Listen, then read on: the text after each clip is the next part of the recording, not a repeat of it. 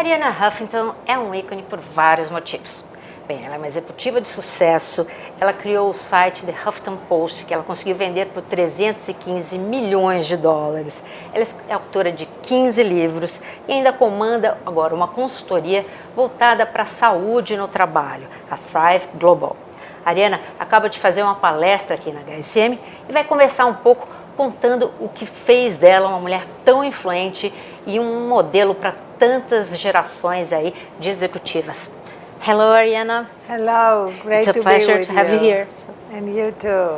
Well, Arianna, you are a role model for many young professionals all over the world. So I think many of them want to know a little bit about how did you start your career? When you come from Greece, you went to Cambridge, and I have a question. What were the main barriers you have to face there? Was it the language? Was it because you were a foreigner in a strange country, or because you were a woman studying economics? So obviously, my accent and being a foreigner was an obstacle because at the time, having kind of an accent like mine made people think I could never debate or speak, which was something I wanted to learn to do. So that was one problem. Another problem had to do with what was happening inside my own head. I'm very interested in the obstacles that as women we need to address that are internal obstacles.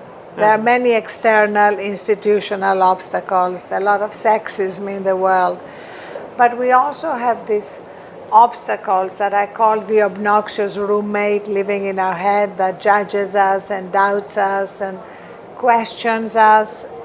And so I had to deal with a lot of that because when I started at Cambridge, that voice in my head was very strong. Now it only makes guest appearances.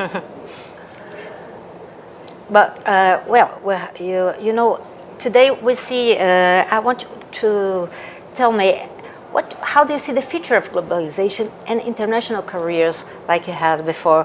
As we see, we're facing the rise of right-wing governments and nationalism in many countries. Do you think what would happen to these international students' careers? So first of all, you know, this is a time in history of incredible tensions, huge uncertainties, and that's why at Thrive Global we're focusing on how to teach people life skills.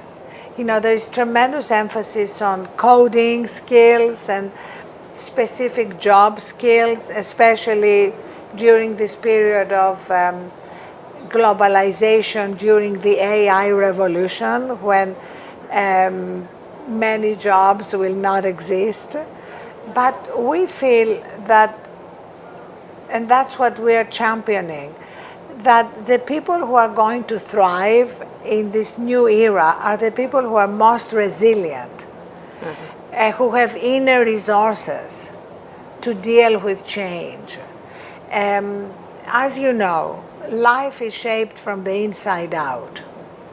And what we bring to our lives is a huge determinant in how we are able not just to survive, but to thrive in times of huge economic and social uncertainty like now.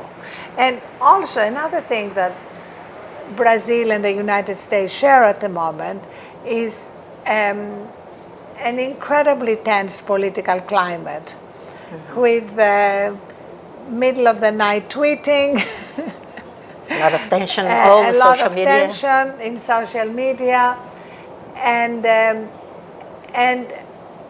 I believe it's terribly important for people who object to what's happening politically to realize that the most important thing is to engage in ways that achieve change, not just to be outraged for the sake of outrage. Because there's obviously an enormous amount that's happening that outrages us. But I've learned a lot from the civil rights movement in the United States when there was tremendous discipline. It's not just about venting, and expressing outrage. It's about taking action, organizing. Whether it's around elections, whether it's voting, whether getting people to vote, writing, speaking. And I think this is something that we need to help each other understand. You're talking about the movements. Since you wrote your first book, the female woman, what has changed? What do you think Me Too and all the movements have influenced the working environment for women? Well, the Me Too movement has helped bring to the surface a lot of what was going on underneath the surface that, of course, was extremely detrimental to women. Now we are also seeing women paying a heavier price in workplaces that are fueled by burnout. We work with many multinational companies, Accenture, JP Morgan, Bank of America, the Hilton hotels. And all the data shows that women in stressful jobs have a 40% greater risk of heart disease and a 60% greater risk of diabetes. We process stress differently, part of our perfectionism, but also women still carry the major load around maintaining the household and bringing up children. No matter how much we talk about fathers helping, sharing the things. Sharing, and some fathers do share and are doing a great job, but still we are doing a lot of work with corporations around what we call the mental load. Like, even if the husband is helping, say, take the children to school, normally the mother, the wife, has to remind them.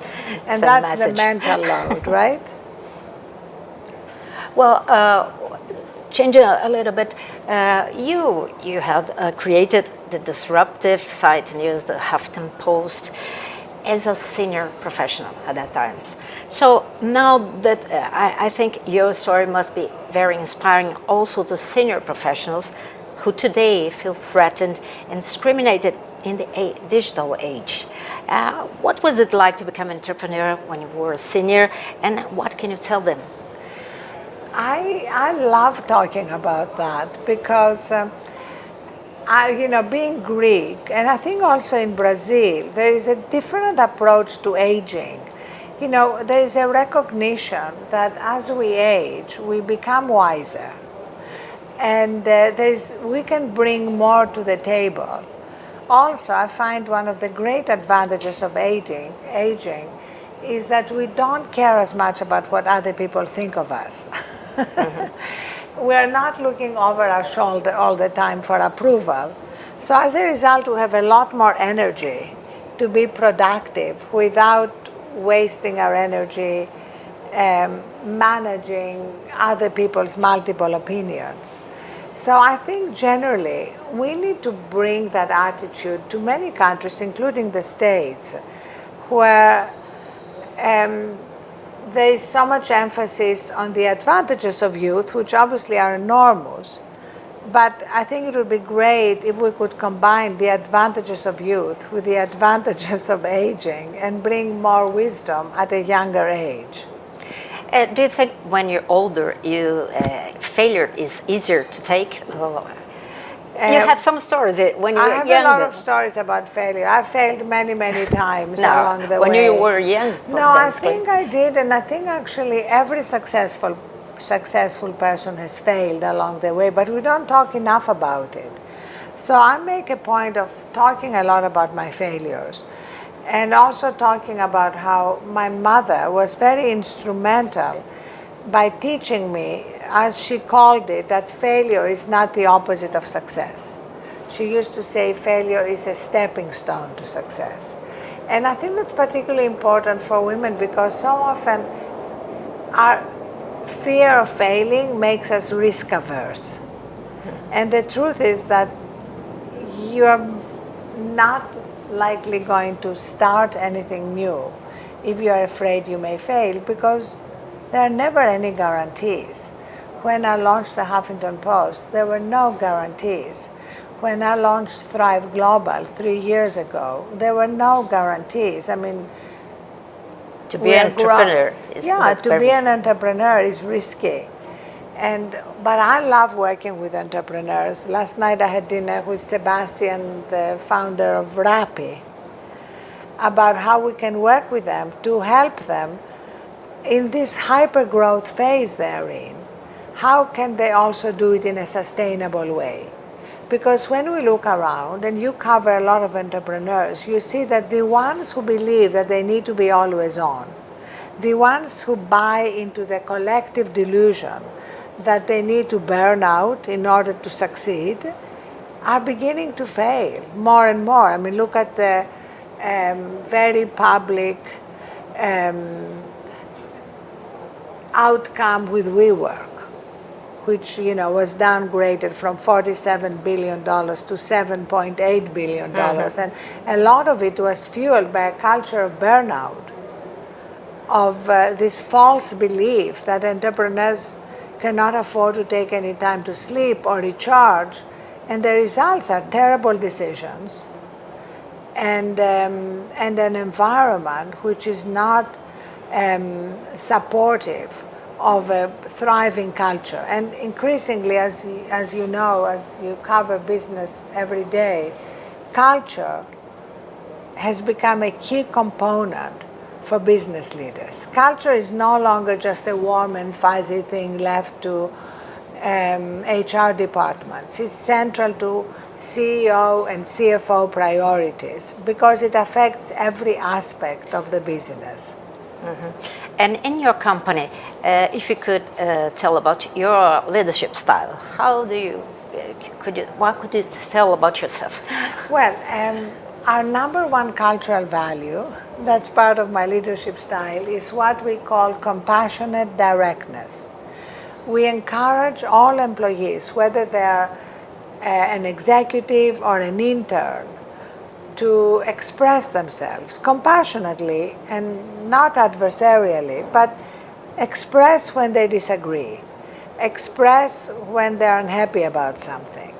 Because the worst thing in a culture is when these disagreements or problems are not expressed and instead they fester and they become toxic. So that's our number one cultural value. Also, we've launched a digital program that we're actually working with SAP to bring around the world, called Thriving Mind, which is specifically addressing the growing crisis of mental health in companies. But we are calling it Thriving Mind. We developed it in partnership with Stanford. It's 90 minutes long, but the idea is to be offered to everybody, not just people who are already depressed and anxious, because we are big believers in prevention. We don't want just to address the problems once there are symptoms. We need to address the triggers that if they're not addressed will become problems. And so that's kind of our whole philosophy, both within my company as well as in the programs that we bring to corporations. Because today we are all stressed and burnout with so much information. So yes. And we know we must become lifelong learners, as you said. You said yourself, you are a lifelong learner. And I would like to know, I think many people would like to know, how do you get information today? Where you're looking for information? How do you do it daily? So, this is a great question. There's a great T.S. Eliot poem about how we are drowning in, I'm paraphrasing, drowning in information and starved for wisdom. I think the easiest thing right now is to get information. In fact, I think what we need to learn to do is to establish boundaries in how we get information. I, for example, have no public notifications coming to my phone because push notifications are a terrible way for us to focus. We are constantly interrupted, often by what media organizations consider breaking news. That's not breaking news.